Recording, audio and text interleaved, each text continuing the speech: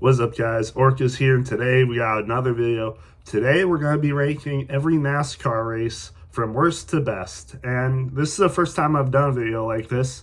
You guys know I became a fan in 2023. I didn't make any videos on 2023 for NASCAR races because I started this channel like late 2023, I'm pretty sure. But in 2024, I didn't make a video like this after the 2024 season was over. So I figured I would make a video like this now, ranking every race worst to best. Because I kind of favor videos like this. I've done it for like Clone Wars. I should do it for seasons. I don't think I've done that yet. So I might do it for seasons as well. But anyways, getting sidetracked. Let's begin. Why shall we? So, obviously, we're gonna start off with the worst races first. And coming in at number 36. Also, I didn't include like exhibition races, so the All-Star race isn't here. The Clash at Bowman Gray isn't here. The duels aren't here. Stuff like that. Those aren't here. It's just the regular season and postseason races or playoff races. So, yeah, with that being said, let's get into it. So, starting in at number 36, we got the Spring Martinsville race. Yeah, this race was just, very boring. Very boring. Comes in as 6.6 out of 10. It's either the first, it might be only the first D tier race. I didn't give any F tiers because, my grading scale is a little bit different. You'll see, but Martinsville comes in at a 6.6 out of 10, a D tier race. I just did not like this race. It was very boring. No tire fall off at all, I'm pretty sure. If I'm remembering correctly, there was like no tire fall off in this race. You could go like way over 100 laps in this race and not have to change your tires. It was just bad, and there was no passing. It was just, really boring. And at number 35, Darlington was kind of the same way. This is also borderline a D tier race. Just really not entertaining at all. Really, the only thing I remember in this race is Kyle Larson just had a really bad race, crashed twice. I'm surprised he was able to get back on track, but ended up crashing again. And then Josh Berry also got in a wreck. This is the spring Darlington race, by the way, not the fall one, which we'll get to. But yeah, the spring Darlington race was really not that great, and it's a shame because I think Darlington is one of my favorite tracks because of the Southern Cookout 500. I really like that race. As you'll see later, I had a really good time with that race, but this one just wasn't it. It was basically more of the same with Martinsville. And the funny thing is, it came right after Martinsville. The Darlington race came right after Martinsville. And yeah, it was not good at all. It really wasn't. But yeah, we finally get to move away from that string of races and go a little bit later into the season with number 34. We got the Dover race, 6.9 out of 10. So a C tier race. It's better than D tier, but yeah, I really can't remember much of this race either. I mean, just not good. I can't even remember who won this race. I think it might have been Denny Hamlin, who got 6 wins on the year, so that's a common theme. This race just wasn't that great, though, I remember. And it's a shame because I like Dover as a track. I really do. I like Dover, and I wish they could make it more entertaining, There's got to be something they can do to make this race better because it's, I really like it. It kind of reminds me of Darlington, but yeah, just not a great race, really. More of the same. And then 33, we go back to the string of races here where we go to Spring Bristol. I gave it a 7 out of 10 C tier, but in reality, it wasn't much better than the races before it, we had a bad string of races: Martinsville, Darlington, and Bristol, and then even Talladega, which we'll get to later, wasn't a great super speedway race. But Bristol was again more of the same, barely any passing, You could just go however long you want on the tires, it seemed. There was no tire fall off whatsoever. Nobody passed anyone. I can't even remember who won this race, to be honest. I mean, yeah, this wasn't a great race by any means. And that's why it's at number 33. We're still in the, bad stretch of races. And yeah, this was just not a good race at all. But at number 32, we go a little bit deeper down. This might be a little bit surprising of a one, but at number 32, I have Nashville, 7.4 out of 10. C-tier race. This was Ryan Blaney's first win on the year, but there really wasn't much to this race. If I'm not mistaken, Carson Hocevar was in this race pretty well. This is kind of where Carson Hocevar had a really good stretch of races, Charlotte to Michigan, all really good, and then Pocono later was also really good for him. But I watched the Rising series on YouTube for NASCAR. I should have made a video on that. I could have, but But anyways, back to Nashville. Yeah, just more of the same. Not much to it. Just kind of boring. If I can't remember a lot of the race, then there's probably nothing insanely interesting that happened during it. But yeah, 7.4 out of 10. C-tier race just wasn't one of my favorites at all. But, we're going to get to the better stretch of races. But at number 31, this is also a disappointment. Watkins Glen, 7.45 out of 10. Another C-tier race, just barely better than Nashville, which is disappointing because I like Watkins Glen. It might be my favorite road course on the schedule. COTA was really good this year, which we'll get to, but I feel like I just like Watkins Glen better. But it just didn't perform like I wanted it to this year. The playoff race at Watkins Glen last year was way better, a lot better than this one. And now they're moving Watkins Glen to May, which is interesting. So a spring Watkins Glen date, and it's like early May as well. It's like the first week of May. So we'll see what happens with that. But yeah, this race just wasn't the greatest either. I didn't like it all that much. I don't know. I really liked it being a playoff race. That might be controversial, but I really liked Watkins Glen as a playoff race when it happened. But I know historically it hasn't been a playoff race and they moved it back to a regular season, which isn't a big deal at all, but I wish it performed as good as it did during the playoffs. But yeah, that comes in at number 31. And then, let's see, I kind of have them out of order here, so it's kind of confusing. But at number 30, we have the playoff Gateway race. So Gateway was a lot earlier in the season in 2024 as well, and they moved it to a playoff race. And with that said, I mean, we have our first B-tier race, 7.5 out of 10. It wasn't as interesting as last year, though, with Ryan Blaney running out of gas and Austin Cindric getting the win. But I think it was definitely better, or it wasn't better, because last year's Gateway race was actually, really good, too. I mean, you had the battle between Ryan Blaney and Christopher Bell as well. That was really good. Didn't really have much battling like that in this year's Gateway race, though.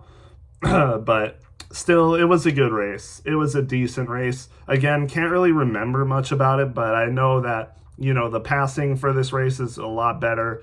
See better battles and stuff like that. I might have to go back and watch the highlights of this race. But yeah, this was definitely, getting up there. We're getting up there with quality of races, and it comes in at number 30. So first race out of the top 30 is the Spring Homestead race at number 29. And I gave this race a 7.6 out of 10, B tier, but still kind of disappointing for a Homestead race. I mean, we know Homestead, a 1.5 mile track, when it was in the playoffs last year. Oh my Lord, what a race that was. One of the best races of the year, probably top 5 races of the year. And then it really dipped down this year. I don't know why. Maybe it's because it's a spring date and, they're kind of getting their footing.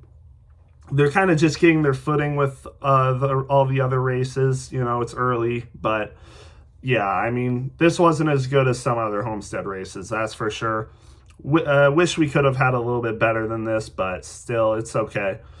It was still a decent race. It's just not one of the best races, which you would have hoped to see for a 1.5 mile track, which NASCAR has seemed to excel in lately, but not this time. And then at number 28, actually pretty interesting. We have the second Martinsville race, so definitely better than the first one. I gave this one a 7.7 out of 10. A B tier race, the penultimate race of NASCAR, and I think it was definitely better for sure. It was definitely better than the first Martinsville race. As you can see, a B tier. I'm struggling to remember like exactly what happened, but there was no new winner. I'm pretty sure there was no one that won to get into the next round of the playoffs. Or no, I'm totally mistaken. What am I doing?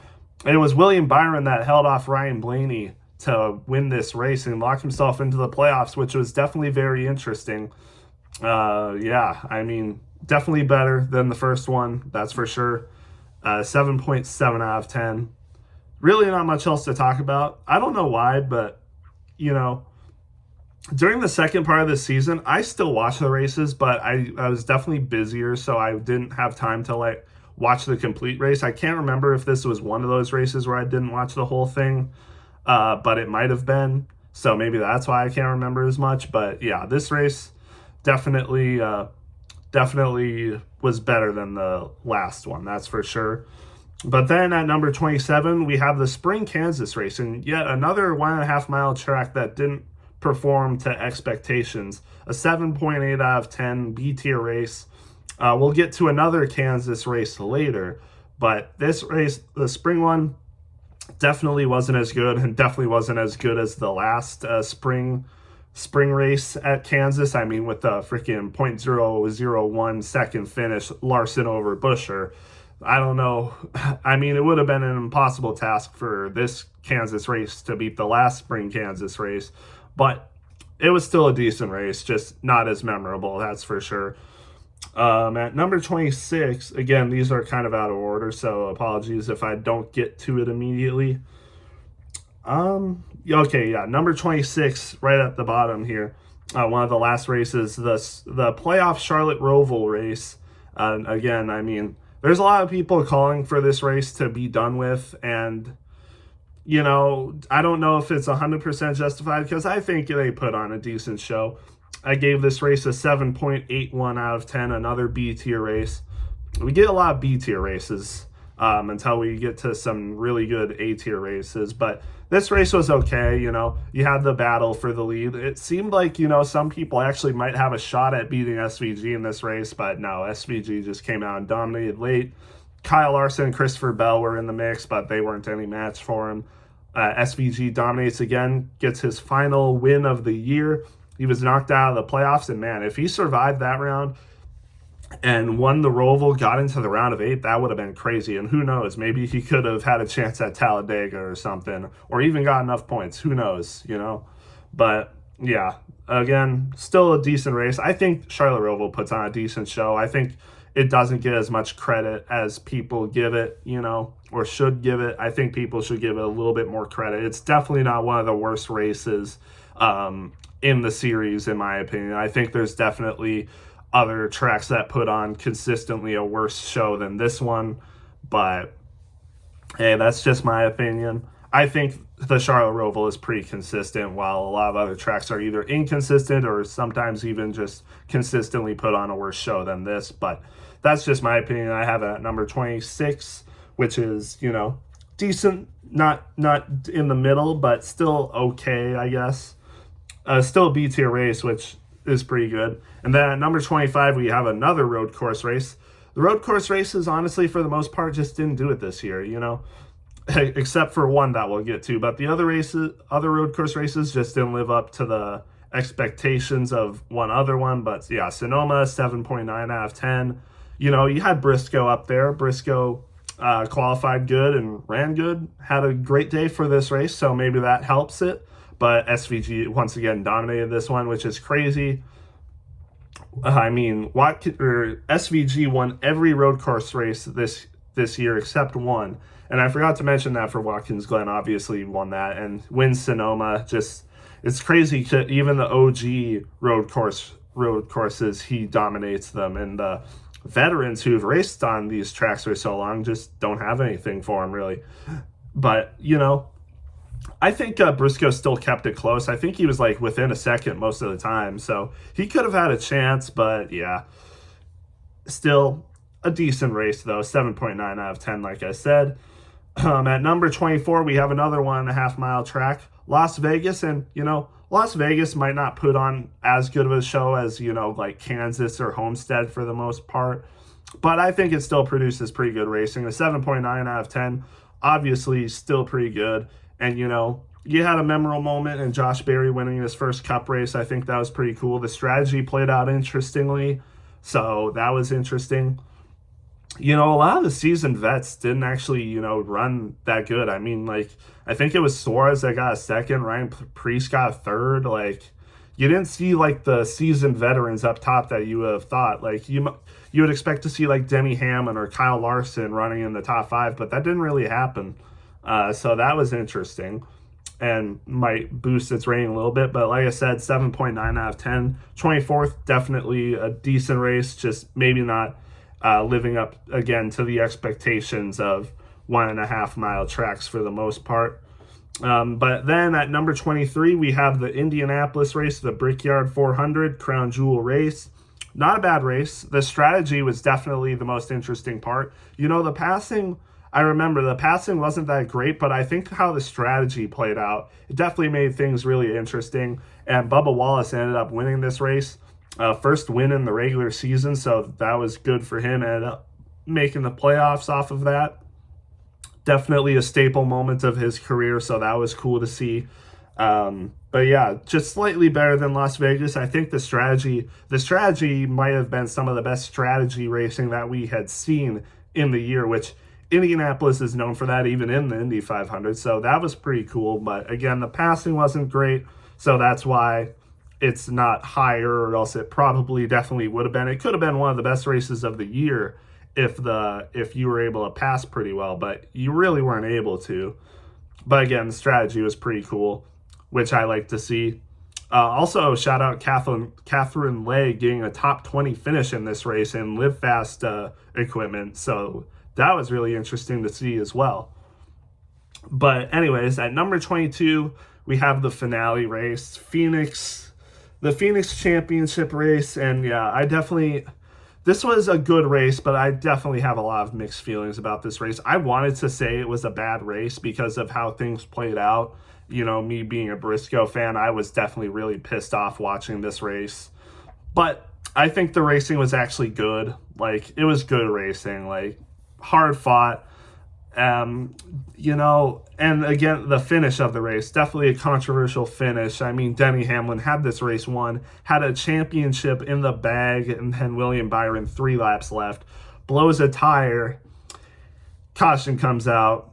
Say what you will, maybe they should have taken 2 tires, play defense. They're in the lead, they have the lead over Larson, they know he's taking 2 tires. Man, it just sucks. And then, of course, all the blown tires that happened in this race. Briscoe blows a tire twice in this race. A ton of, William Byron blew a tire, but I think that was like the first time all race that he actually blew a tire. Kyle Larson blew a tire. Denny Hamlin, I don't think, blew a tire. First person to not do that. Only person to not do that in the championship for. But Kyle Larson ended up coming back and winning the championship. He is a deserving championship, but I don't think he was deserving. He was deserving, but not deserving at the same time, if that makes sense. Like, points-wise, like, what he did all season, like, yeah, he was deserving of being a championship driver. But for this race, I mean, he just didn't have it. He arguably was the worst driver out of all 4 in this race for the most part. And then just right at the end, But hey, I still thought it was a good race, despite everything. I feel like Briscoe might have had a chance. If all of that didn't happen, he might have had a chance, and it was tragic. I hope this doesn't happen again next year. Whatever the playoff format is, whatever they do, I just hope something like this doesn't happen again, or else I would definitely be pissed off, especially if it was something that happened to Briscoe again, because that was just stupid. And yeah. I've been a supporter of the playoffs, but yeah, I would definitely not be a supporter. I'm not a supporter of one race finale. That's for sure. I think it should have been for the playoffs to work, I think it should at least be a 3-race finale, not a 1 race, because so much stuff can happen like this. So, yeah, I don't think it was, it wasn't a good, look, but I still thought this was a good race. But then at number 21, honestly, I don't know why I have this one so high. At number 21, I have the Spring Talladega race, and maybe I'm just a super speedway fan and can't, put a super speedway race so low, but honestly, I possibly could have put this one lower, to be honest. The Spring Talladega race, I mean, all that it's remembered for is gridlock and fuel saving.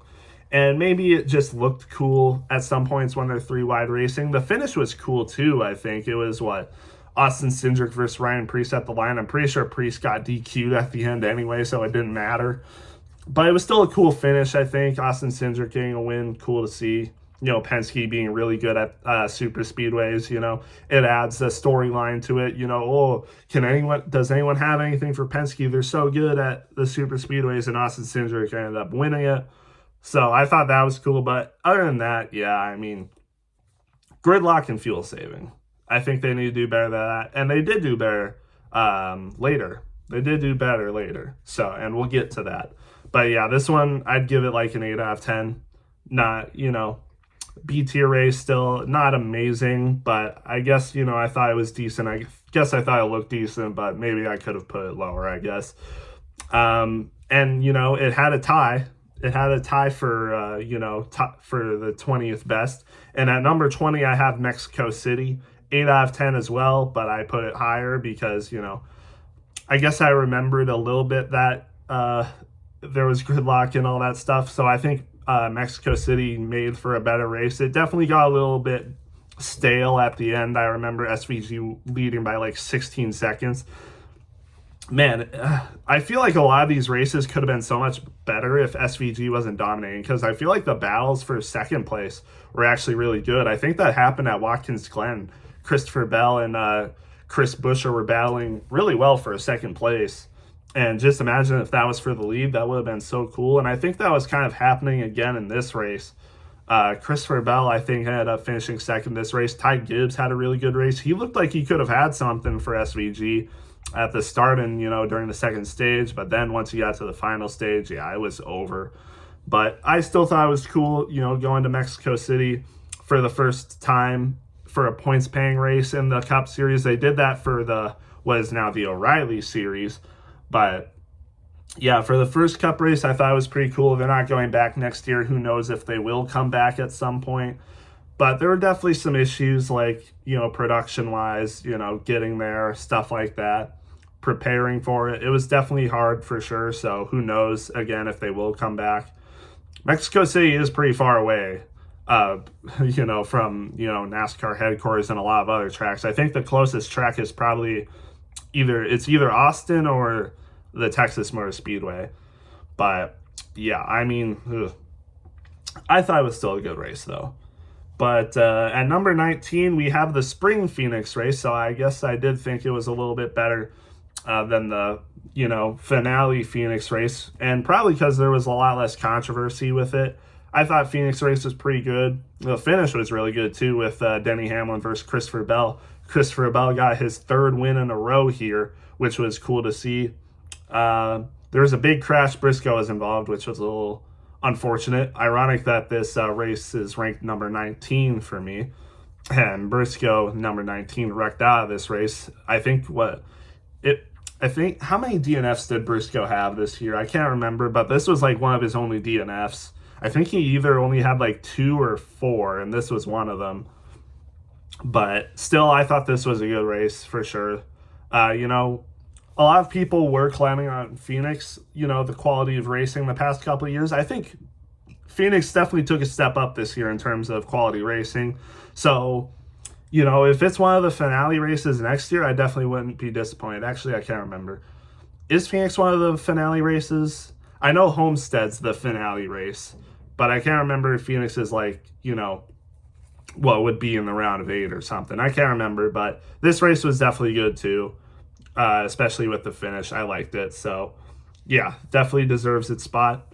At number 18, we have the Chicago Street Course race. So, decent enough. Chicago, the street course race, a newer race on the schedule, and as now we're not going back there next year, but we might come back in 2026 or 2027.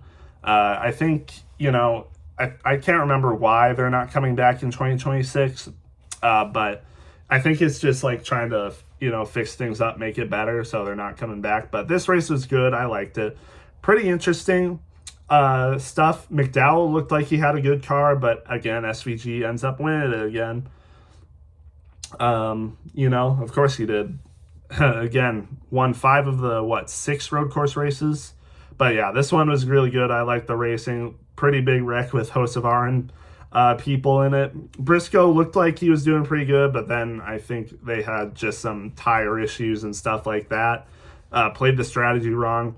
McDowell, I mean, this race could have been better if McDowell didn't have the, technical failures that ended up knocking him out of the race and opened the door for SVG. But man, he was giving it to SVG a little bit. Like he led laps. But then, of course, again, at the end, it was, SVG is just inevitable at these places. Who knows how much better, who knows how good he'll do at these road courses next year. Obviously, competition is going to get better. Connor Zilic, a really good road course racer, entering the series. Same equipment as SVG, so we'll just have to wait and see what happens. But yeah, it's going to be interesting. Road course racing is going to be interesting next year. I think that's for sure, because SVG competition might catch up to him. Connor Zilic, really good. I think it should be interesting. But yeah, Chicago at 18 at the halfway mark.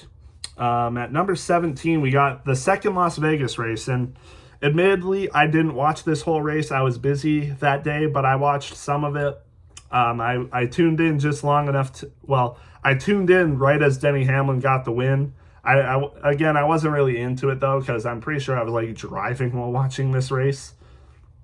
But I mean, this was a good race. I mean, Denny Hamlin's 60th career win, gets himself into the championship. I mean, that was just really cool to see. And his post race speech I saw later, definitely really nice to hear. But other than that, I didn't really see a whole ton, but the stuff I did see is pretty good, pretty interesting, seeing all the playoff people up front. Briscoe was there at one point. Christopher Bell was there. Oh yeah, it was Chase. It was Briscoe. I think Denny Hamlin passed to get the win, but it was a tire difference, so obviously that's why he was able to get by. But yeah, Denny Hamlin getting this win, definitely really cool to see. Definitely really storybook there. So, but yeah, that's number 17. At number 16, I got New Hampshire, another race that I didn't really watch. I was busy that day as well, but I gave it an 8.2 out of 10, just above the Las Vegas race. This is a playoff race at New Hampshire.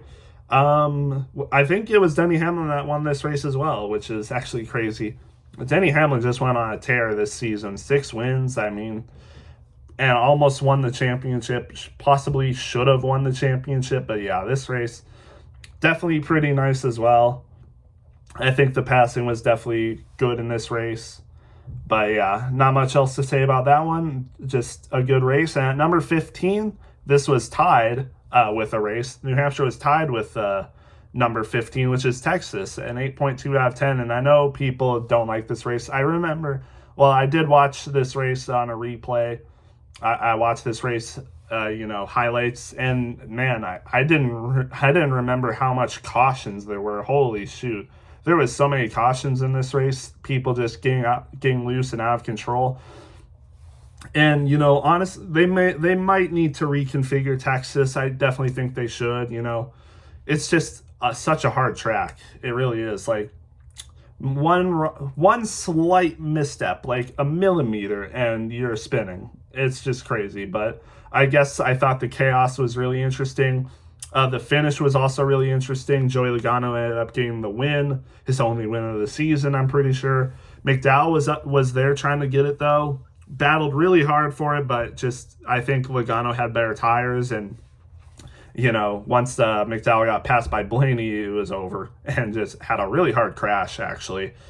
Not as bad as his qualifying one back in the day, but yeah, it was a hard crash for sure. but he was okay. And yeah, the race I think was interesting. But at number 14, we got the Michigan race. Michigan has seemingly always put on a good show in the next gen era. I mean, people really think highly of this race. Yeah, I think it was like on Jeff Gluck's Was It a Good Race poll that he does every week. I think this had the highest approval rating, which is actually kind of crazy. Like, I think it got into the 90s or something for Was It a Good Race, and that doesn't happen very often. And it was higher than, again, all the other races, which is actually kind of crazy to think about because I have it at number 14. So I thought 13 races were better than this. Now, all Jeff Gluck's poll was it a good race, yes or no? So I guess, there are differences in that. I guess just the general audience thought this was a good race. So, hey, But obviously that doesn't account for everyone, the Jeff Gluck poll. Obviously there's a lot of NASCAR fans that don't go that poll, but you know what I mean. But yeah, this was a good race. I wouldn't say it was an amazing race. Like, the approval rating is kind of crazy, but again, it's kind of different. It's not asking for like great, amazing, whatever. Just yes or no, was it a good race? But anyways, I gave it an 8.3 out of 10, so almost an A tier race. The strategy was definitely cool to see, and I'm pretty sure Denny Hamlin won this race too. Yeah, Denny Hamlin, just crazy. What? He won like a 6 of the races this year? Yeah, definitely good stuff for Denny Hamlin. Hocevar was in the mix. Byron was in the mix. Buescher and Gibbs were in the mix, I remember. Man, it was definitely a good race. And I've talked about Ty Gibbs a couple of times. I hope he gets a win next year because he's been so close.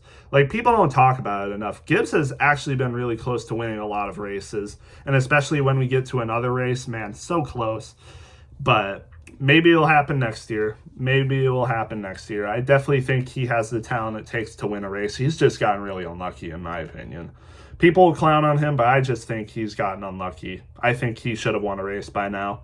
But, that happens. At number 12, though, I have the Daytona 500. And, yeah, some people might think this is too high, but it's the Daytona 500. Like, come on. I'm going to put it high. It's the Daytona 500. I thought it was decent. I thought, it was gridlock and fuel saving for a lot of the race, for sure. But I still thought the finish was pretty interesting. You have the Ryan Preece flip again, even though his last flip happened in the summer. This one happened in the 500. Sheesh. So unlucky for him. Maybe in 2020, because it happened in 2023. This one happened in 2025. Ryan Preece flip at Daytona coming in 2027. You heard it here, but I mean, yeah. And then the finish again, Byron getting his second Daytona 500 in a row. Sheer luck, though, I will say. Like, man, that crash at the end just comes right through all of it. I think he was outside of the top 10 when the Ryan Preece flip happened, which, yeah, I mean, crazy stuff there. But hey, he got it.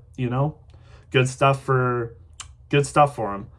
And then at number 11, or wait, whoa, where's Pocono? Oh, I missed Pocono. That's my bad.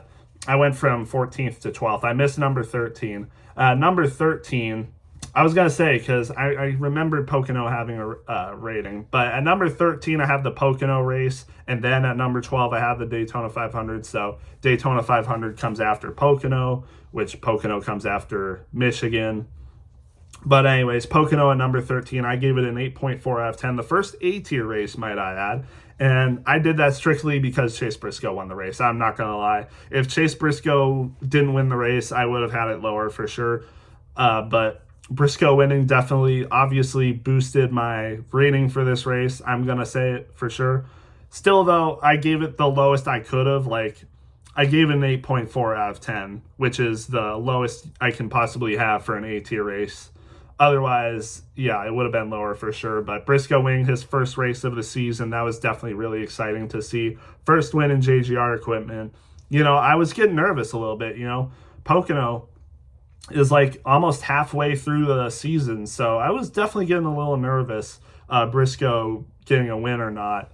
But he finally made it happen. I mean, the fuel saving that he did, the strategy.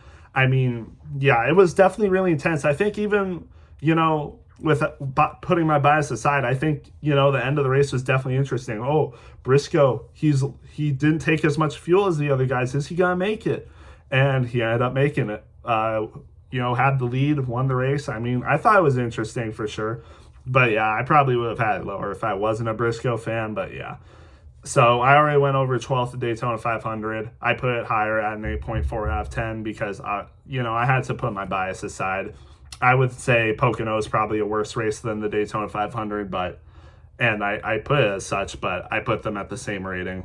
But, you know, it is what it is. Number 11, I had the second Talladega race, 8.5 out of 10. A-tier race, and yeah, this one was definitely better than the Talladega race in the spring. Playoff Talladega race, definitely better, and Chase Briscoe won this race. I mean, look at that. Two races pretty close to each other that Chase Briscoe won. Again, it might be the bias in me talking Chase Briscoe won. I'm going to put it as an A-tier race.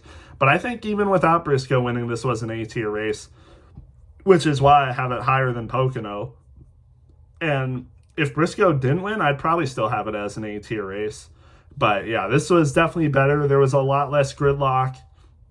Less fuel saving too. There was fuel saving in gridlock, but I think there was less of it in this race, which is obviously why I put it higher than the other Talladega race. But yeah, I thought this race was really good. You know, and Briscoe winning at the end, that was just awesome. There wasn't really a big one in this race. Talladega, what happened? There's not as many big ones anymore. You know, the spring race didn't really have a huge one. There might have been a pretty big crash in this race, I can't remember, but not enough for me to remember all that much. So I don't know. Talladega losing the huge crashes or what, you know? We've seen some big ones at Talladega, but this year didn't really happen all that much. But still, I thought this was a good race. The racing was good, so yeah. Number 11, 8.5 out of 10, A-tier race. So 3 A-tier races in, bias aside, maybe on the Pocono, maybe not, but hey. But now we're getting into the top 10 races, and this one might be a little controversial. I don't know, but at number 10, I have the second Atlanta race at 8.7 out of 10. And yeah, this race was definitely really good. You know, TNT coming on, you know, the in-season tournament bracket definitely added some flair to it. You had the huge crash at the start. Chase Elliott ended up winning this race in his home state, home track. Definitely cool to see. But yeah, I mean, I thought this was a really good race. Not as good as the spring one, but I thought this was a good race. Definitely. I mean, Atlanta produces some of the best drafting track racing possibly in the series right now, even better than Daytona and Talladega. It might be better than both of those. Who knows? Or, you know, opinion, whatever your opinion is, that might be my opinion, to be honest. It produces consistently better racing than Daytona and Talladega. We'll get to another Daytona race and another Atlanta race later, though. But yeah, I thought this one was really good. Comes in at number 10. And then at number 9, I have the Richmond race. Actually, yeah, that's crazy. I put the Richmond race also at an 8.7 out of 10, but higher than the Atlanta race. And I think I just did that, you know, because I kind of wanted more variety. And I think the Richmond race was actually like really good. The tire strategy was actually good. You were able to race pretty hard. Austin Dillon actually getting the win legitimately. I don't know what it is with Austin Dillon at Richmond, but he has it figured out. 2 wins in a row at Richmond, that's just actually crazy. I don't know how he did it, but, you know, good stuff. And actually won it legitimately this time, not having to wreck the whole field, basically, in order to win. But, hey, he did it legitimately this time. So, you know, good for him. Kind of got a little redemption there. But it's just so weird. He's good at Richmond and only Richmond. He's not good at any other track. It's so weird. But yeah, number 9 for Richmond, I thought it was a really good race. A-tier race, which, you know, is actually kind of crazy. I think a couple years ago, you wouldn't be ever having Richmond in your top 10 races. But, hey, things change. But at number 8, the last Briscoe win I have, at number 8, I have the second Darlington race at an 8.74 out of 10. So a little bit higher than Richmond and the second Atlanta race. This was a good race. Regardless of Briscoe winning, I thought this was a really good race. You know, strategy, passing, all definitely really cool. Briscoe able to hold off Reddick. You know, not 2311. Legacy actually had a really good race. Eric Jones showing his Southern 500 skill off again. Nemechek was up there too. Maybe it's just Legacy that's really good at the Southern 500. I don't know, but both of them had a top 5, which was crazy to see. Reddick almost had the win. He's good at Darlington, but Briscoe was able to hold him off. Able to hold off someone yet again. Reddick might have been faster at the end, but Briscoe was able to play defense and hold him off, which was, again, really nice to see. But Briscoe dominated this race too. Like, it wasn't just that. It wasn't like he wasn't the best car, because he definitely was the best car basically the entire day. Led, I think, over, I don't remember how many laps, but he led over, I think it was like 300 something, and he led over 300 laps, so basically led almost the entire race. Absolutely dominated this race, but yeah, it was still pretty interesting, I think. So, yeah, again, Briscoe, this was such a good win to see, and especially for him to get into the round of 12. And then I totally forgot to mention, but Briscoe winning at Talladega, that got him into the championship 4. And honestly, I'm surprised my bias isn't higher for that Talladega race. I could have put it higher, not even in the top 10 when Briscoe made the championship 4 off that race. But I thought this race definitely was better than that, I would say. So, yeah. But at number 7, I have the Iowa race, and I might be a little biased because I went to this race in person. Yes, this is the first race I ever went to in person. First NASCAR race in person. I was at Iowa at this race, and man, it was such a good experience. I don't think, I still haven't watched maybe I did watch the TV broadcast. I think I might have when I got back home. But I still, in person, this was a great race. I mean, the experience, if you're a NASCAR fan like me and haven't been to a race, you definitely need to go to one. I don't care if you have to take a flight. I mean, I want to go to another race soon. I mean, Daytona 500, it would be so awesome if I could go to the Daytona 500, hopefully soon. But yeah, it was definitely an amazing experience, and it was at Iowa of all places. So I can't imagine what like a 1.5 mile or obviously a super speedway would be like. It would be awesome. But yeah, my bias definitely influenced this race. There was a whole string of cautions, I remember. Briscoe was close to winning. William Byron ended up winning though. But yeah, just the experience of being there, just watching a race in person, I thought it was so cool. It's one of the best times I've ever had in my life, for sure. Just amazing race. But at number 6, I have Circuit of the Americas. Crazy. Almost a top 5. And I think a lot of people actually do have COTA in their top 5 races on the year. And yeah, COTA was a really good race, I think. Possibly the best road course race I've seen so far. Like, even better than Watkins Glen last year, you know. Better than the Chicago races. Better than a lot of other ones. And yeah, this race was, really good. COTA race, really good. I mean, SVG up there, Christopher Bell battling Kyle Busch. Kyle Busch going for a win, almost had it. But Bell was able to actually, make a clean pass on him, It looked like, Bell might have to race him hard or dirty to take the lead, but no, he played it very good. He played it very well, was able to pass Kyle Busch very cleanly, like just on pure skill, didn't have to do anything bad, didn't have to play a little dirty. No, he passed him. I just thought that racing was really fun to watch, especially at the end. You had Connor Zilic was in that race, got into a wreck with Suarez. SVG actually didn't win this race. And it's like, SVG didn't win this race. And so people were like, oh, yeah, SVG. A lot of people had him down for maybe 2 road course wins this year. And after this race, people are like, yeah, that's probably about right. And then he wins all the other ones. But yeah, I don't know. I guess, first road course race, new team for SVG, just maybe wasn't used to it yet, didn't have what he needed. But he was still up there for sure, top 5. And I think he got a top 5 in this race. Maybe he finished 6 or something. But he got a top 10 still, so. But Christopher Bell winning this race was definitely pretty cool to see. Second win in a row later at Phoenix, like I already talked about. He did his 3rd win in a row. And we're actually going to talk about another Christopher Bell win later. But at number 6, yeah, this was definitely a good race. I could have put it higher possibly, but hey, still a good race in my opinion. Still a really good road course race. But at number 5, might be a little controversial. A lot of people might have this honestly as their best race of the year.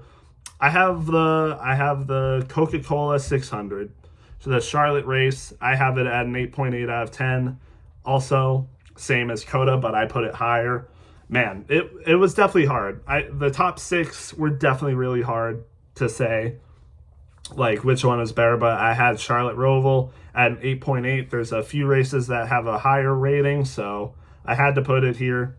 Number 5, I mean, this was just an amazing race, start to finish. I mean, yeah, the Coca-Cola 600, it definitely deserves to be, one of the staple races in NASCAR. I hope nothing ever changes with it.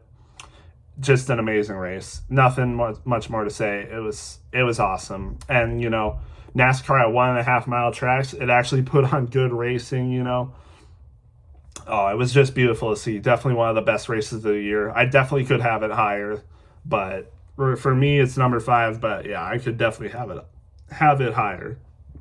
It was an amazing race, that's for sure. And then at number 4, I have the first Atlanta race. And, I mean, it's just such a treat to come back to Atlanta. I missed it for sure. Be going so long without it, I missed it. And yeah, Atlanta always puts on a good show. I mean, the racing was just awesome. You had a host of our battling for the win. Technically a 3-wide finish when the caution came out. And man, if they let them keep racing, who knows? It might have been insane. They were 3-wide again. Last year, spring Atlanta, the 3-wide finish. I mean, iconic, and it almost happened again. They basically were 3-wide when the caution came out, like I said, and Christopher Bell had the lead. Carson Hocevar was there. Kyle Larson was there. Almost got his first drafting track win in the Cup Series. Man, what a finish. I mean, just chills. Atlanta is one of the best tracks on the schedule. I mean, we should thank God every day that they reconfigured Atlanta the way they did, because, man, it's amazing. It really is. Oh, so good. But at number 3, maybe this is a little recency bias. I don't know, man. I feel like, I don't know. I guess it was just the finish of the race that really did it in for me. But at number 3, I have Kansas 2, the playoff Kansas race, a 9.1 out of 10. Atlanta was a 9 out of 10. I forgot to mention. Atlanta came in at a 9 out of 10. Kansas 2, the playoff Kansas race, comes in at 9.1 out of 10. A-tier race. I mean, the finish was insane. I mean, you had the Zane Smith wall ride and flip. Oh my, I did not expect to see that. And then the finish, oh my gosh. Briscoe is in the mix. Bell is in the mix. Bubba Wallace, Denny Hamlin. You had all the Toyotas up there. Even Reddick was in the top 5, I'm pretty sure. And then Chase Elliott just comes out of nowhere. Fresher tires, might I add. If Chase Elliott didn't have fresher tires than all of them, he probably doesn't win that race. But they took the call, lost a lot of positions, but got fortunate with the caution, the Zane Smith caution, moved up a little bit. And then, all the chaos that happened at the end, and Chase Elliott's able to just steal it. I mean, what a finish that was. Possibly the best finish of the season, might I add. I think it did. I think it had the best finish of the season, and maybe that's why I put it so high, because it had the best finish of the season. So, yeah, it was amazing. It definitely was. A great race. Really can't much. I mean, Kansas, absolute cinema. Always produces, like every year now, it seems, in the next gen era. Next gen era, I see a lot of people talk crap about the next gen car. I feel like it actually is good. I mean, look what they do on the 1.5 miles. And when you have Goodyear tires do what they do on the short tracks are good. I don't know. Road courses have been pretty decent, I think. Coda was amazing. The drafting tracks, for the most part, if they can just, not fuel save and gridlock as much, the super speedway racing is good. I don't have issues with the next gen car like a lot of people do. Yeah, sure, there are some times where it's not as good, aero blocking like Briscoe did at Pocono, despite, being low on fuel, being like less than 50% throttle the entire time. Yeah, sure, there are moments like that. Iowa turning into a fuel strategy race, it seemed like. Yeah, but I feel more often than none, I think they put on good racing.